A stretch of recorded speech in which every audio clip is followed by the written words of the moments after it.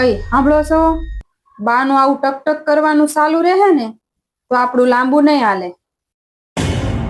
હા, હું બહાર વાત કરું છું. હા, કરી જ લેજો, મોડું ન થવું પડે. કેમ તું મને ધમકી આપશો? ધમકી નથી આપતી, પણ સહન કરવાની કઈક હદ હોય. ઘર હોય ને ત્યાં વાસણ ખખડતા જ હોય. મારે કાંઈ ન સાંભળવું, બાને ખાલી તમે વાત કરી દેજો.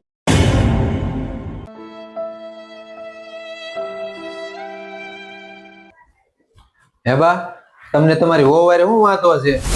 મને કાંઈ વાંધો નથી. કાંઈ કામ ન કરે, નકરું મોબાઈલ ને ટીવી જોયા કરે. જો બા, એનાથી થાય છે ને એટલું કરે છે, છતાંય જો ન આવડે ને તો થોડુંક શીખવાડે. આમ તમે જો એકબીજાના વાંક કાઢ્યા કરશો ને તો લાંબુ હાલશે નહીં. જો એકબીજાના વાંક કાઢશો ને તો આ ઘર તૂટી જાય, અને સમજીને હાલશો ને તો કાંઈ વાંધો નહીં આવે. તું મને શીખવાડશો? બા, હું તમને શીખવાડતો નથી. તમે થોડુંક એને સમજશો ને તો એ તમને સમજશે. આખો દી તો હું કામ ઉપર જ ગયો હોઉં છું, તમારે બેને સાથે રહેવાનું હોય છે. બસ હવે કેટલું કેહો બાને. કેમ પેટમાં બેડ્યું? તમે હવે નાની નાની વાતો જો હાવ સમજતી હોય ને તો મગજમારી જ ન થાય.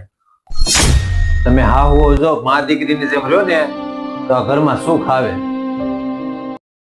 ઘરમાં સાસુ અને વહુ એકબીજાને સમજે તો જ ઘરમાં શાંતિ આવે છે.